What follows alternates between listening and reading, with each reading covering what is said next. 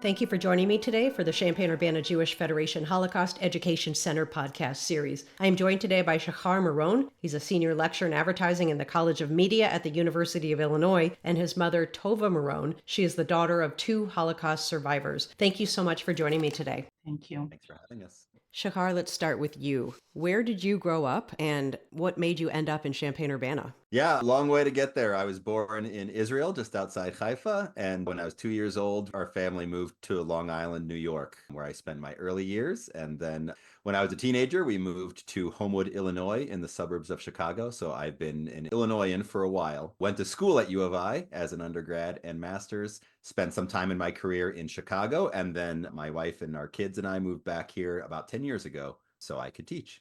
Is it strange going from being a student here to now being a lecturer? Yeah, it's kind of surreal. I walk by my freshman year dorm on the way to work, so it's kind of different the second time around. I'll bet it is. Tova, where are you from? I was born in Israel and raised and educated, and I got married in Israel and with my husband, and we had 3 wonderful children. My husband finished his PhD in physics in Israel in the Technion, and as a postdoc, he had the opportunity to come to the States at Brookhaven National Lab on Long Island. And that's how we stayed there, and the story that Shachar was telling about moving from Long Island to the suburb of Chicago to home. And he's working at the University of Chicago. You know, he moved from Brookhaven to working for the University of Chicago. I'm glad to have you both here. Tova, let's talk about your family history. Your father and mother both survived the Holocaust. Let's start with your father's story. Can you walk us through how old he was when the Nazis took over his town and how many members of his family it impacted? So my dad was born in Krakow, Poland. And when the war started, he was 15 years old. A ghetto was established in Krakow. He was in the ghetto. The ghetto basically was overcrowded in difficult conditions. But at that time, you had to have identification purposely for work. So that was so important to have those IDs. At the beginning, while he was in the Krakow ghetto, he worked a couple of places, one of which he was building the barrack for the Warsaw camp, which was showed in Schindler's List. That was at the beginning. While he was building, it was still open. They could go in and come back to the ghetto, but it was closed. It became a concentration camp. His parents were there. When they liquidated that camp, my grandmother was transported to Auschwitz. His father and brother went to Buchenwald. And while they were there, only the young people who could walk were alive. They survived. The younger and the older and the sick were just determinations. My dad is the oldest of 3 boys, 3 men, and the younger one was 9 years old, and he was transferred basically to death. So both parents survived, as I said. Mother went to Auschwitz. Father went to Buchenwald with the middle brother. And the middle brother, Jacob, was with him 1 month before the end of the war. He died. The 3 of them, my dad and his mother and brother, survived. And then ultimately they went to Israel.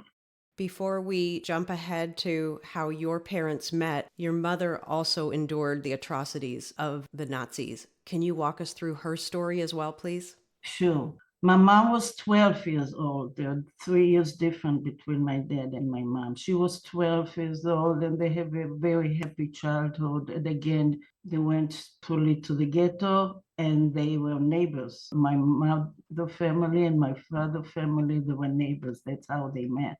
They together, they were young and they were able to work for the German industry. And yeah, my dad was totally of 7 camps, both forced labor and concentration camp, and my mom was in 4. There was one I can elaborate if you want, but survived. And after both went into the death march, survived that. That was the whole story behind that one. And my mom went away with the death march. The Russian, they liberated from the Russian who led them, which she endured more horrific things because the Russian soldiers, they were drunk and they were forced the girls. And it was terrible. All this time she went all the way back home. It was atrocity from the Russian soldiers. She came home before my dad and she met his mom. And because for my mother, so first she had a young brother. There's only the 2 of them. She was the oldest and with a younger brother. And he went with my dead brother to death while they were still in Warsaw. And my mom's mom, she didn't want to leave her son. So she went with the son and that transportation and told my mother, just make sure you take care of yourself. That was the last time she saw her mom and her brother. Her father went in Buchenwald with my dad's father and brother. And again, he died 1 month before the end of the war. So she came back to see, they were posted, in Krakow, they posted all the people who died, who survived, and that's how she realized that her father died as well. My grandmother, she told my mother, don't leave Krakow, wait, I vision that my son is coming. And that's how my dad came. And that's how they got together. And they got married in 45. In March 13, 49, my parents and my brother came to Israel. It was 1 year after the Independence Day. So they had to go through a lot of things in Israel when they just came. But they brought a beautiful family, and that's where we are telling the story. They made it out.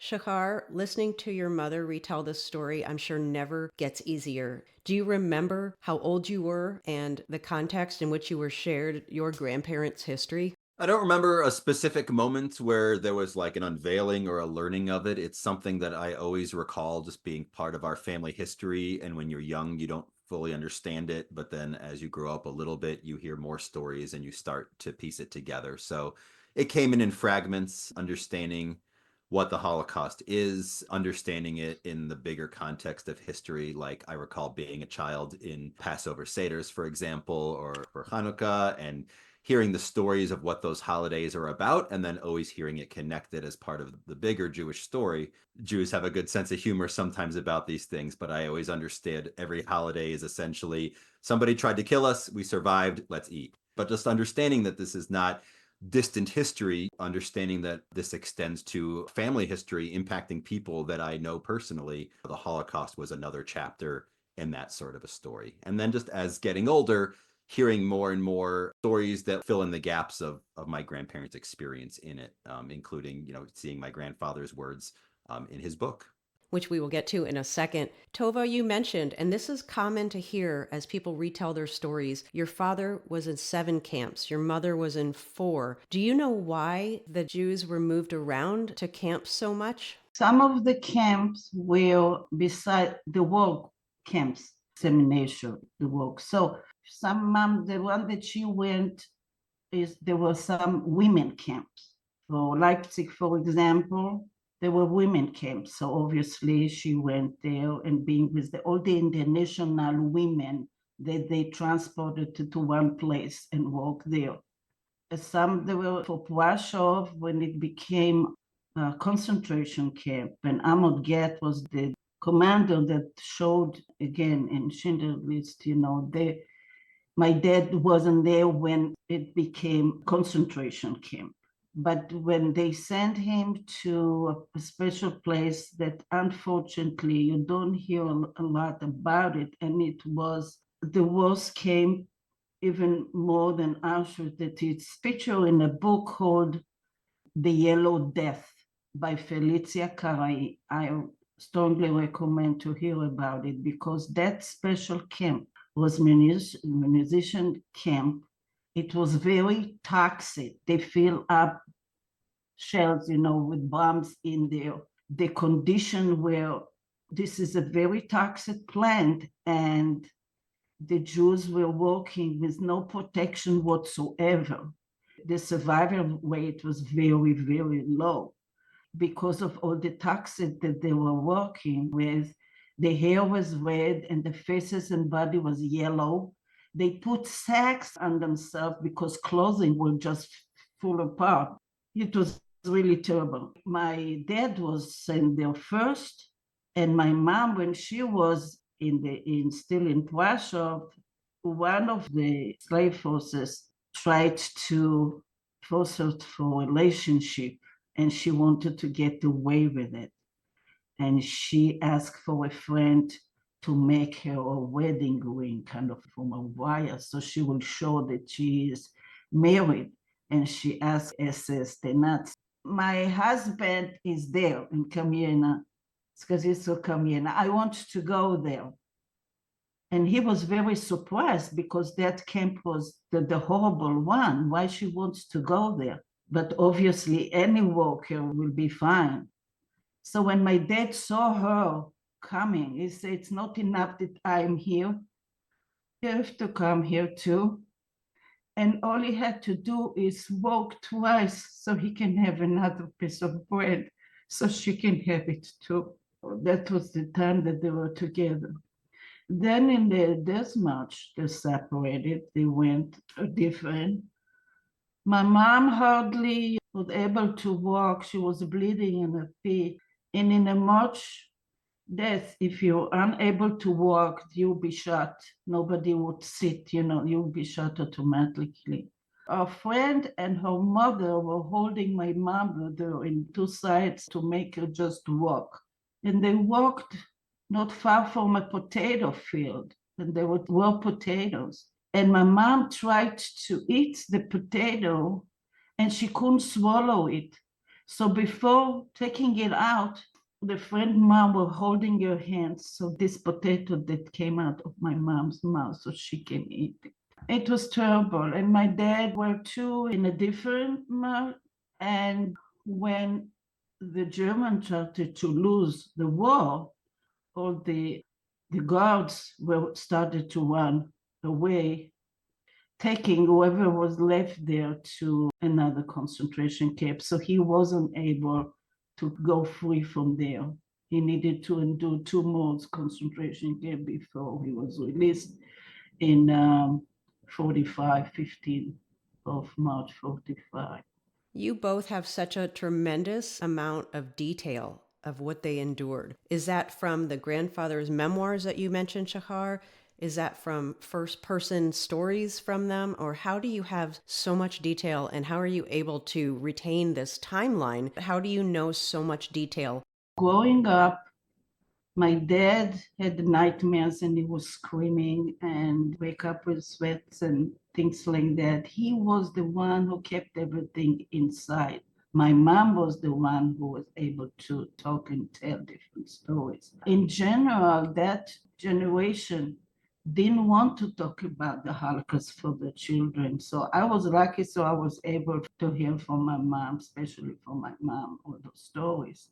And later on, we put them in a book. But she was a child, very happy, and she misses this childhood and all the happy time. And she was an optimistic person. She loved life.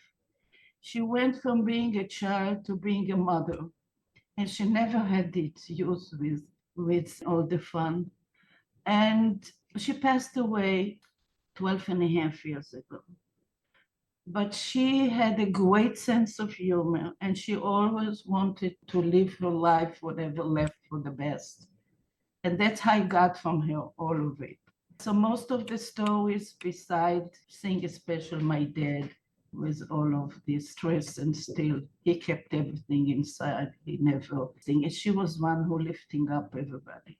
Shachar, you said you've heard stories your entire life, but what did you read from researching the memoirs and reading them translated from Hebrew to English? What about your grandfather did you not know that was new? Yeah, that's right. This book was created about 10 years ago or so. My mom was interviewing him and getting the stories down in Hebrew, working with an author and editor to get it together into a book, and it was published about 10 years ago.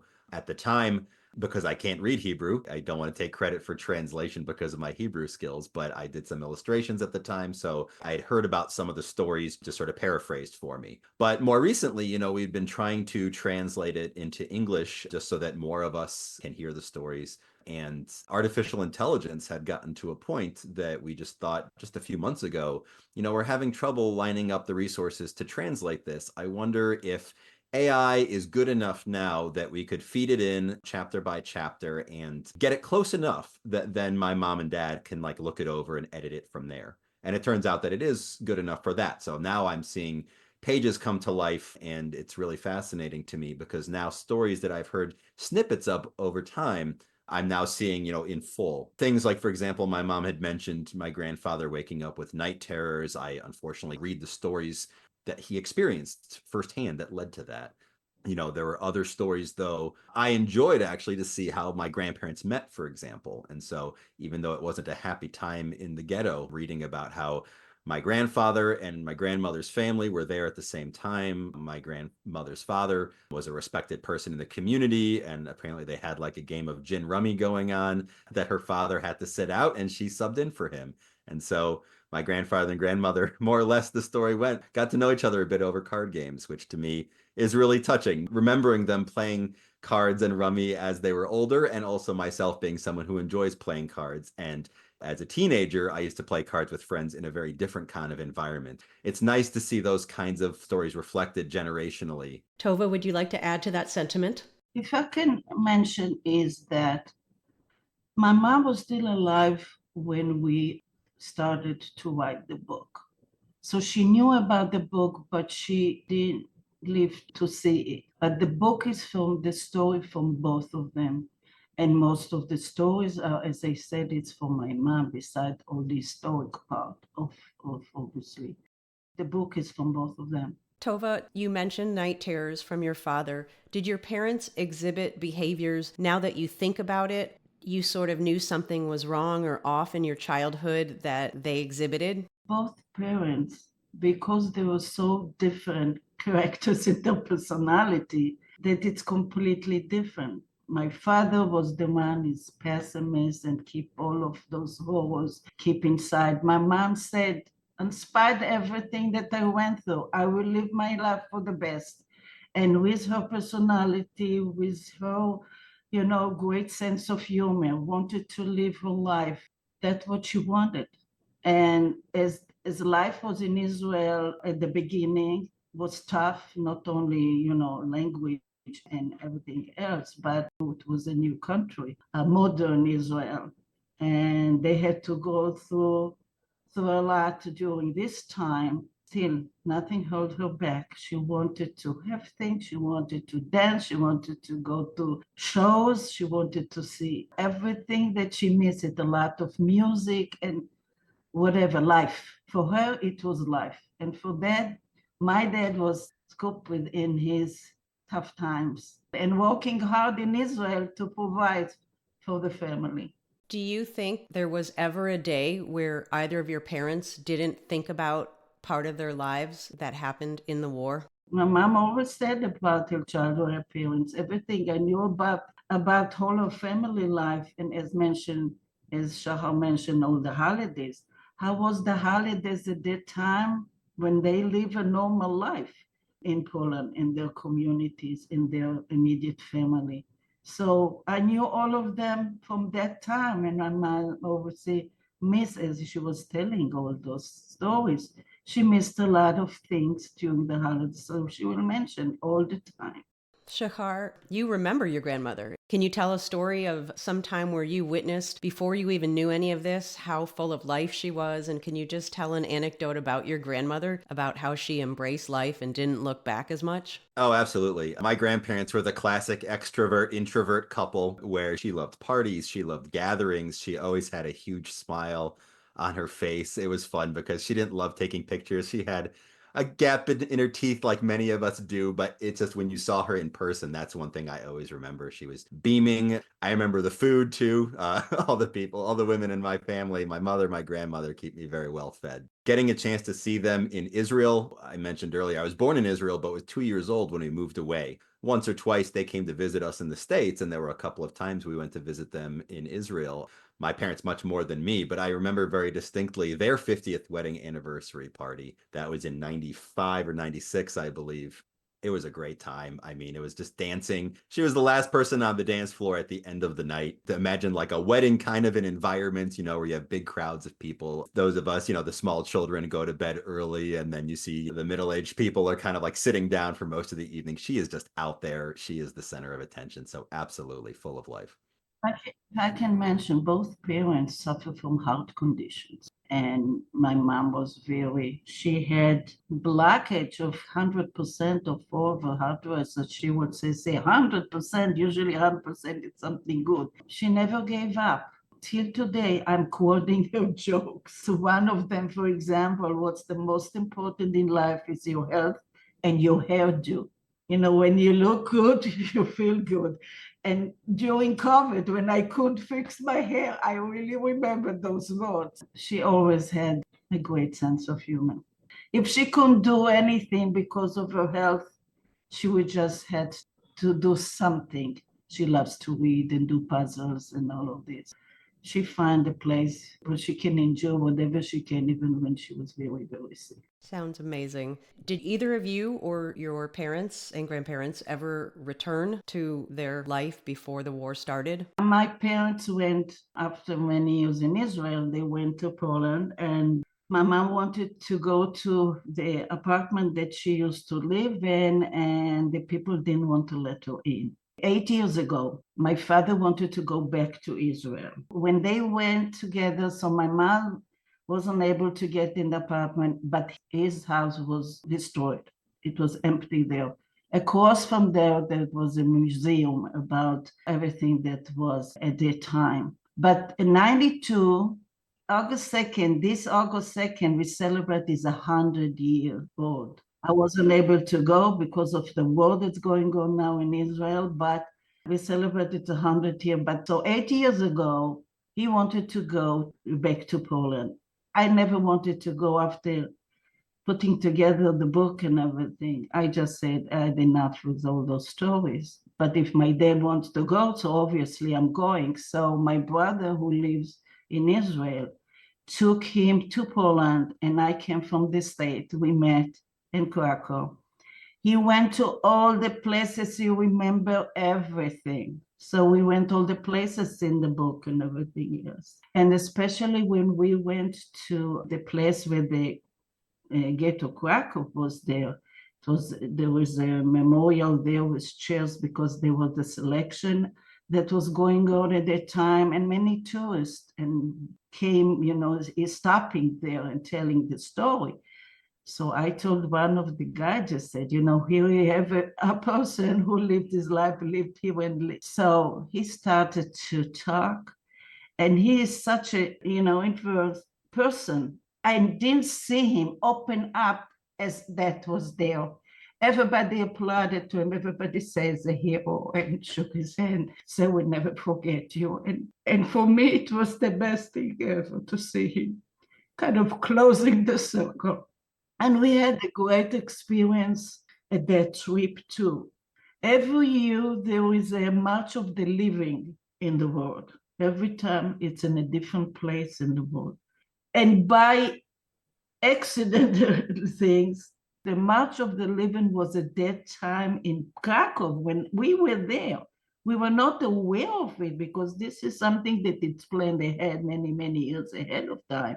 But there was one place in the book that I wanted to know where it was, and I went for information. And my dad always carried with him a bag with the book and with all the paper and everything. And he stood outside of this information place with my brother and two people. They were Israelis guide that came especially for that celebration of the March of the Living. And when I get my information, I got out and I met them, and he said, you have to come. It's today, and it's going to be, they say, when the gathering be in one of the synagogues in the area. They coming from Krakow.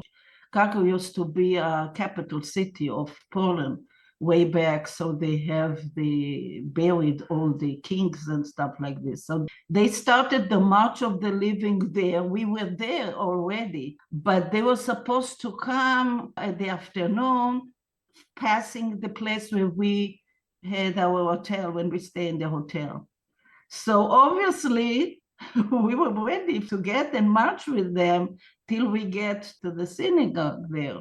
And my dad was so anxious. He said, he couldn't wait, and said, maybe they pass through and we will miss them. He's always a pessimist, always thinks about, negative things. So we went out and we saw that all the routes were already, closed for transportation and things like that. And we asked some of the policemen, if they passed through, and he said, not yet. So we waited then, and we started to see when they came. We joined them, and we went all the way to the gathering. And then it was, as I said, it was prepared. Many people were supposed to talk there, and many delegates came for that occasion and spoke, and they invited him as well to come to the Bima and to talk. And he didn't even know what he was saying because he said from the heart.